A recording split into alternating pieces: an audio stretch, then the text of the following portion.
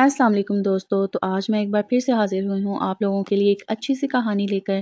ایسی ہی اچھی اچھی کہانیاں سننے کے لیے میرے چینل کو سبسکرائب کر لیں، شیئر کر دیں اور لائک کر دیں۔ چلیں جی شروع کرتے ہیں۔ عزت کا محافظ۔ ان دنوں میں میٹرک کے امتحانات سے فارغ ہوئی تھی جب میرے چچا زاد سے میری منگنی کی بات چل رہی تھی۔ مجھے اس بات کا علم نہیں تھا کیونکہ میں اپنی بوا جی کے ساتھ شہر والی کوٹھی میں رہتی تھی۔ یہ کوٹھی ابو نے بوا جی کے نام کر دی تھی جو بے اولاد تھیں اور جوانی میں ہی بیوہ ہو گئی تھیں۔ جب میں چھٹیوں میں گاؤں گئی تو مجھے اس بات کا علم اپنی ایک ملازمہ سے ہوا۔ جب گل بی بی نے مجھ سے کہا، چھوٹی مالکن، آپ کی منگنی آپ کے چچا زاد مقصود سے ہو رہی ہے، تو مجھے یوں لگا جیسے کسی نے مجھے اچانک اندھے کنویں میں دھکا دے دیا ہو۔ مجھے بے حد غصہ آیا کہ کیا میں کوئی مٹی کا مادو ہوں؟ مجھ سے پوچھا تک نہیں گیا اور یہ لوگ خود ہی میری زندگی کا فیصلہ کر رہے ہیں۔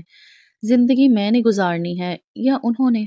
ذرا دیر بعد کچھ سوچ کر میں نے اپنے غصے پر قابو پا لیا کیونکہ گل بی بی پر غصہ کرنا فضول تھا۔ اس معاملے میں اس کا کیا قصور تھا؟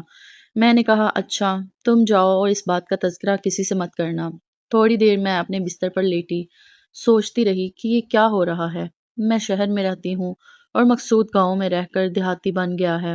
اس نے زیادہ تعلیم بھی حاصل نہیں کی، صرف میٹرک پاس ہے۔ اسے نہ اچھے لباس کا سلیقہ ہے اور نہ ہی شوق، اور تو اور اسے تو بات کرنے کا ڈھنگ تک نہیں آتا۔ پھر بھلا میرا اور اس کا گزارا کیسے ہوگا؟ یہ میرے ساتھ سراسر زیادتی تھی۔ میرے سگے ماں باپ تک مجھ سے نہیں پوچھ رہے تھے اور میرے مستقبل کا فیصلہ کر رہے تھے۔ آخر میری بھی کوئی مرضی ہوگی۔ میں میٹرک کر چکی تھی اور شہری ماحول کی پروردہ تھی۔ مجھے اس بات کا اتنا دکھ ہوا کہ آنکھوں سے آنسو نکل آئے، یہ سوچ کر کہ میرے والدین میرے دشمن بن گئے ہیں اور جان بوجھ کر مجھے مقصود سے بیاہ کر گویا جہنم میں دھکیل رہے ہیں۔ جب لڑکیاں کم سن ہوتی ہیں تو ان کی سوچ بھی محدود ہوتی ہے۔ وہ دور تک نہیں دیکھ سکتی یا حالات کا صحیح جائزہ نہیں لے سکتی، بس اوپری چمک دمک ہی ان کو متاثر کرتی ہے، جبکہ والدین کے پاس عمر بھر کا تجربہ اور گہری نظر ہوتی ہے۔ وہ حالات کا دور بینی سے جائزہ لے کر دور سے نتائج اخذ کر سکتے ہیں۔ یہی بات اس وقت میری سمجھ سے باہر تھی، کچھ پلے نہیں پڑ رہا تھا۔ میری مقصود سے نفرت کی کوئی خاص وجہ نہ تھی۔ ایک دن میں نے امی اور بابا جان کو رشتے کے بارے میں کچھ کہتے سنا۔ میں نے کہا، امی جان، میں اب شہر بوا جی کے پاس جانا چاہتی ہوں۔ اس پر بابا جان نے کہا، بیٹا اب تمہارے جانے میں کچھ دن باقی ہیں، 2 روز بعد چلی جانا۔ آج تو ڈرائیور بھی اپنے گھر چھٹی پر گیا ہوا ہے۔ امی نے کہا، تمہیں 2-4 روز اس لیے بھی یہاں رکنا ہے کہ ہم تمہاری منگنی مقصود کے ساتھ کرنا چاہتے ہیں۔ اس پر میں بھڑک اٹھی اور صاف کہہ دیا کہ میں اس سے شادی نہیں کروں گی۔ وہ کالج نہیں پڑھا، دیہاتی اور اجڑ سا ہے، مجھے وہ بالکل نہیں بھاتا۔ ابو نے غصے سے کہا، میرے آگے زیادہ زبان چلانے کی ضرورت نہیں ہے۔ میں نے یہ رشتہ 1 سال پہلے طے کر دیا تھا۔ شہر میں رہنے کا یہ مطلب نہیں کہ تم لندن میں رہتی ہو اور ہم جو دیہات میں رہ رہے ہیں جاہل ہیں۔ امی نے کہا، بیٹی تم کو شہر میں بوا جی کے پاس اس لیے رکھا ہے تاکہ تم اچھی تعلیم حاصل کر لو، لیکن اس کا یہ مطلب تو نہیں کہ تم اپنوں کو ہی ٹھکرانے لگو۔ ابو نے غصے میں کہا، اگر اس نے آئندہ ایسی کوئی بات کہی تو اس کا کالج جانا اور شہر رہنا بھی بند، اور گھر سے نکل گئے۔ تب امی سمجھانے لگیں، بیٹی تو اپنے والد کے غصے کو نہیں جانتی، یہ بات ٹھیک نہیں ہے۔ بیٹیوں کو تعلیم اس لیے نہیں دی جاتی کہ وہ والدین کے سامنے بولیں، تمہاری شادی اگلے سال مقصود سے کر دی جائے گی۔ یہ سن کر میں خون کے آنسو پی کر رہ گئی، تاہم دل میں ٹھان لی کہ ایف اے کر لوں گی، تب کی تب دیکھی جائے گی۔ جمعرات کو میری واپسی تھی۔ جب میں کالج پہنچی تو میری سہیلی سائمہ نے پوچھا، سناؤ چھٹیاں کیسی گزریں؟ تب میں نے اپنا حال دل بیان کر کے جی کا بوجھ ہلکا کر لیا۔ سائمہ نے کہا، اگر تم اپنے کزن کو پسند نہیں کرتی تو امی ابو کے سامنے انکار کر دو۔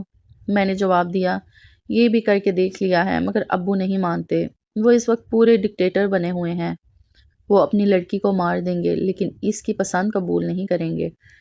وہ کانوں کو ہاتھ لگاتے ہوئے بولی، ارے بابا ایسی سختی، میری توبہ ہے، شکر ہے میں تمہارے گاؤں یا خاندان میں پیدا نہیں ہوئی، ورنہ میرا بھی یہی حشر ہوتا۔ کالج کی چھٹی کا وقت تھا۔ جب میں گیٹ سے نکلی تو ڈرائیور میرا انتظار کر رہا تھا۔ اس نے بتایا کہ گاڑی ورکشاپ بننے گئی ہوئی ہے، میں نے کہا اچھا تم گھر جاؤ، میں نے اپنی سہیلی کے ساتھ شاپنگ پر جانا ہے۔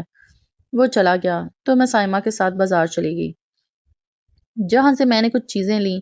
سائمہ ایک دکان پر ٹھہری اور کہا کہ یہ میرے کزن کی دکان ہے۔ یہ کافی بڑا اسٹور تھا جہاں ہر شے ملتی تھی۔ وہاں سے میں نے ایک پرس اور ہیئر ڈرائر لیا۔ سائمہ نے میرا تعارف اپنے کزن سے کروایا جو اسٹور کے مالک کا بیٹا تھا۔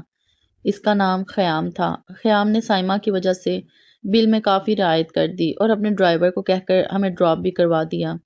میں بھی دھڑک اس کی گاڑی میں بیٹھ گئی، یہ سوچ کر کہ یہ میری دوست کا بھائی ہے۔ کچھ دن بعد ہیئر ڈرائر خراب ہو گیا تو مجھے بڑی پریشانی ہوئی۔ میں دوبارہ خیام کی دکان پر گئی۔ اس نے کہا کوئی بات نہیں، میں بدل دیتا ہوں۔ اس نے وہ رکھ کر نیا پیس مجھے دے دیا۔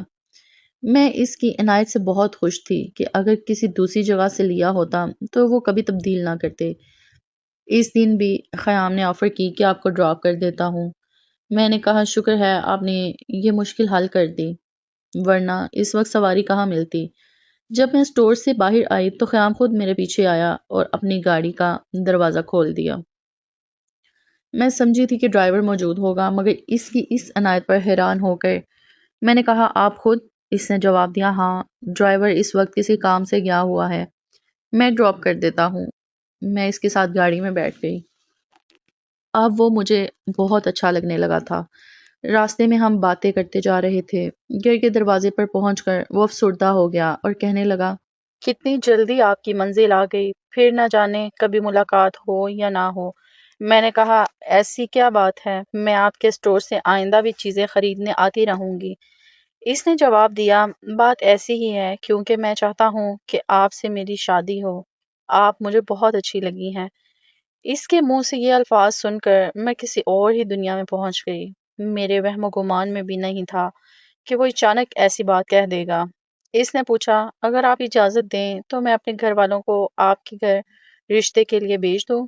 اس پر میں نے بتایا کہ بابا جان میری شادی اپنے بھتیجے چچا زاد سے کرنا چاہتے ہیں۔